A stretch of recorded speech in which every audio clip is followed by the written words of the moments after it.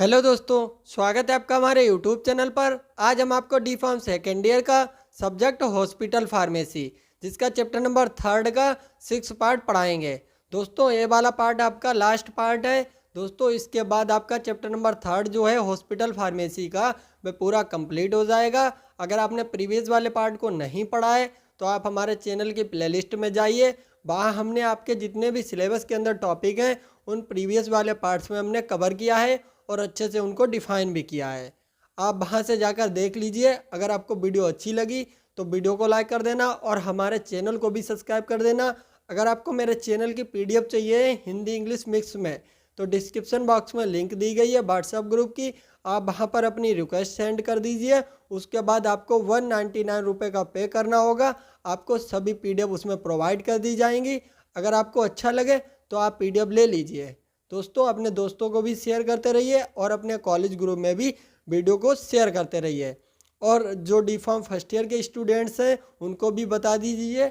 यानी जो आपकी क्लासेस चलेंगी यानी मंडे ट्यूसडे और जो आपका वेडनेसडे है आपका सेकेंड ईयर क्लासेस चलेंगी। और उसके बाद जो आपका थर्सडे फ्राइडे और सैटरडे है उसमें डी फार्म फर्स्ट ईयर की क्लासेस चलाई जाएंगी। तो दोस्तों अगर वीडियो अच्छी लग रही हो तो वीडियो को लाइक कर दीजिए। तो आपका टॉपिक है जो आपका चैप्टर नंबर 3 है supply chain and inventory control. इसके कुछ लास्ट में कुछ टॉपिक बचे हुए हैं। डिस्पोजल ऑफ एक्सपायरी ड्रग्स यानी जो एक्सपायरी ड्रग हो गई हैं यानी जो ड्रग एक्सपायर हो गई हैं उनका आप डिस्पोजल कैसे करेंगे तो उसके बारे में बात करनी है।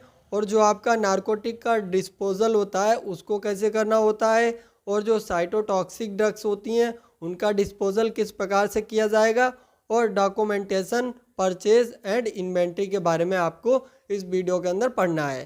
तो दोस्तों डिस्पोजल ऑफ एक्सपायरी ड्रग का मीन्स होता है कि जो एक्सपायर ड्रग हैं उसको डिस्ट्रॉय कर देना। यानी किस प्रकार से आप उसको डिस्ट्रॉय करेंगे। जो ड्रग एक्सपायर हो चुकी हैं उन ड्रग को आप किस प्रकार से एक्सपायर करेंगे जिसको कहा जाता है डिस्पोजल ऑफ एक्सपायरी ड्रग। दोस्तों डिस्पोजल मेथड, फिर उसके बाद हमने कुछ मेथड लिखे हैं। उन मेथड का यूज़ करके आप एक्सपायरी ड्रग का डिस्पोजल कर सकते हैं। तो सबसे पहला है रिटर्निंग टू द मैन्युफैक्चरर। यानी पहला पॉइंट इसमें हमने हेडिंग लिखी हुई है जहां से ड्रग को लेकर आए हैं उसी मैन्युफैक्चरर को वापस कर देना। यानी आप अपने मेडिकल स्टोर में किसी होल सेलर से मेडिसिन लिए हैं और वह एक्सपायर हो गई हैं तो आप वापस उसी होल सेलर को दे सकते हैं। यानी उसकी जो ड्रग एक्सपायर हो गई है उसको वापस भी कर सकते हैं। उसका पैसा आपको नहीं मिलेगा बट आप उसको वापस कर सकते हैं। और उसके बाद सेकंड मेथड है लैंडफिल। यानी लैंडफिल क्या होता है इस मेथड के बारे में बताएंगे दोस्तों। यानी ये सबसे ओल्ड और सबसे वेस्ट मेथड होता है डिस्पोजल का। जो आपका लैंडफिल मेथड होता है ये सबसे ओल्ड मेथड होता है और सबसे वेस्ट मेथड होता है। जो सॉलिड वेस्ट होते हैं उसको डिस्पोज करने का यह सबसे अच्छा मेथड होता है। यानी सॉलिड वेस्ट मीन्स हो गया जैसे जो आपकी टैबलेट हो गई और जो आपके कैप्सूल्स हो गए इनको डिस्ट्रॉय करने का सबसे अच्छा मेथड होता है लैंडफिल वाला। इस मेथड में वेस्ट मटेरियल को ज़मीन में गड्ढा खोदकर डाल दिया जाता है। यानी दोस्तों बहुत ही सिंपल भाषा में हमने बताया आपको। यानी जब आपकी कोई भी ड्रग होती है वह अगर एक्सपायर हो जाती है तो आप इसको देखे भी होंगे और कभी किए भी होंगे। तो दोस्तों जो आपकी ड्रग होती है वह एक्सपायर हो गई तो आपको क्या करना है, एक ज़मीन में गड्ढा खोदना है। लगभग आपको 5 से 7 फुट तक गड्ढा खोद लेना है और उसमें जो भी आपकी ड्रग एक्सपायर हो गई है उसको डालकर और गड्ढे को बंद कर देना है। तो ये आपका मेथड होता है लैंडफिल मेथड। और जो आपका थर्ड वाला मेथड होता है श्योर मेथड। श्योर मेथड क्या होता है, यह method syrup and IV fluid के लिए ज़्यादा यूज़ किया जाता है। जैसे जो सिरप होती हैं वह अगर एक्सपायर हो जाती हैं और जो आईवी फ्लूइड्स होते हैं अगर वह एक्सपायर हो जाते हैं तो उनके लिए इस मेथड का यूज़ किया जाता है। इसमें वेस्ट मटेरियल को वाटर के अंदर बहा दिया जाता है।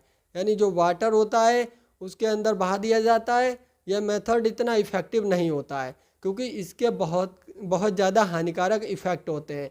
जैसे आप अगर किसी नदी में बहा देंगे तो उसमें जो एनिमल्स होते हैं उनको बहुत ज़्यादा प्रॉब्लम हो सकती है।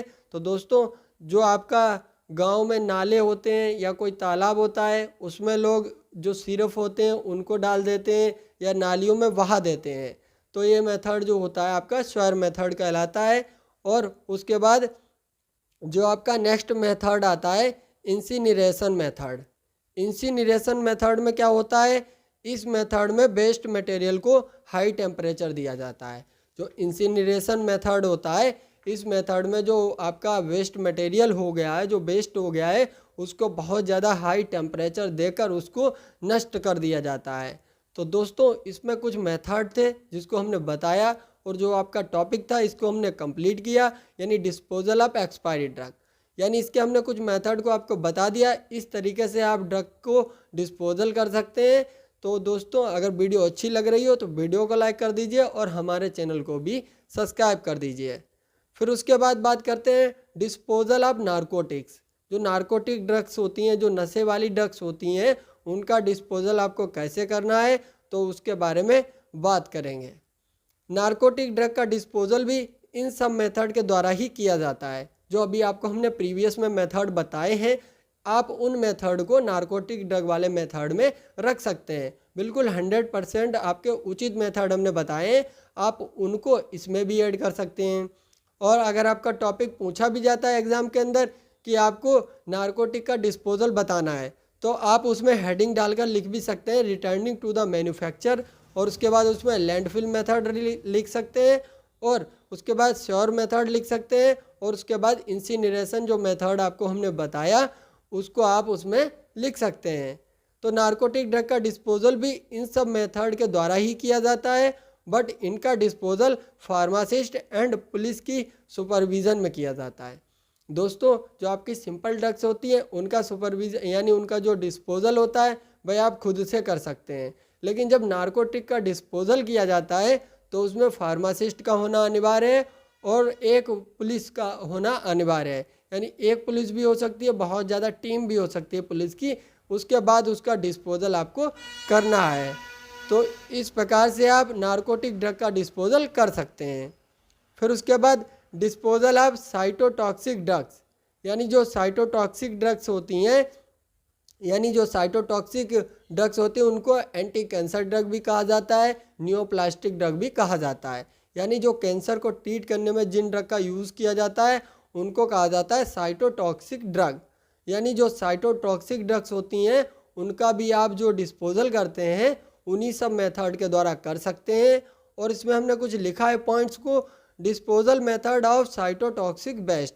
यानी जो साइटोटॉक्सिक वेस्ट होते हैं उनका डिस्पोजल आपको कैसे करना है, जैसे सप्लायर को वापस कर देना है, रिटर्निंग टू द मैन्युफैक्चरर, और उसके बाद हाई टेम्परेचर देकर उनका डिस्ट्रॉय कर देना है। यानी वो आपका मेथड था इंसिनरेशन मेथड, यानी हाई टेम्परेचर देकर ड्रग को नष्ट कर देना है। डिस्पोज टू द लैंडफिल, यानी जो लैंडफिल मेथड है उसके माध्यम से आप जो साइटोटॉक्सिक ड्रग हैं उनका आप डिस्पोजल कर सकते हैं, यानी उनको नष्ट कर सकते हैं। तो ये आपके डिस्पोजल के कुछ मेथड थे और कुछ टॉपिक थे जिनको हमने कवर किया।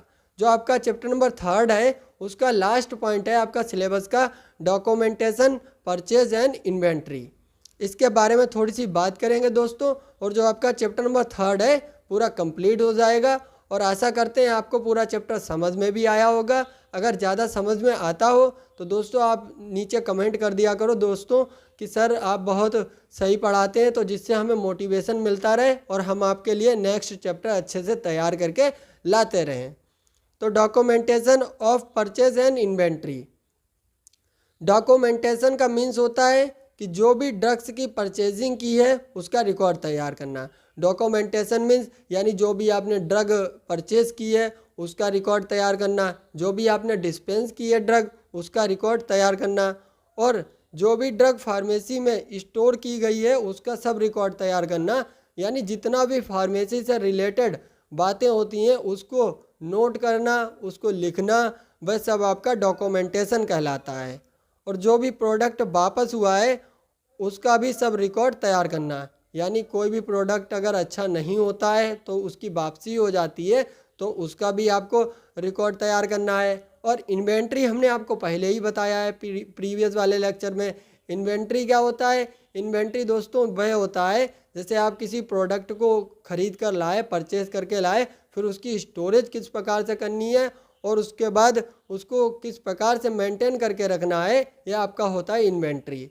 तो दोस्तों documentation of purchase and inventory आपका छोटा सा टॉपिक था, इसलिए हमने छोटा सा डिफाइन किया है और आपको समझ में भी आ गया होगा। तो दोस्तों मिलते हैं नेक्स्ट चैप्टर में, तब तक के लिए दोस्तों धन्यवाद।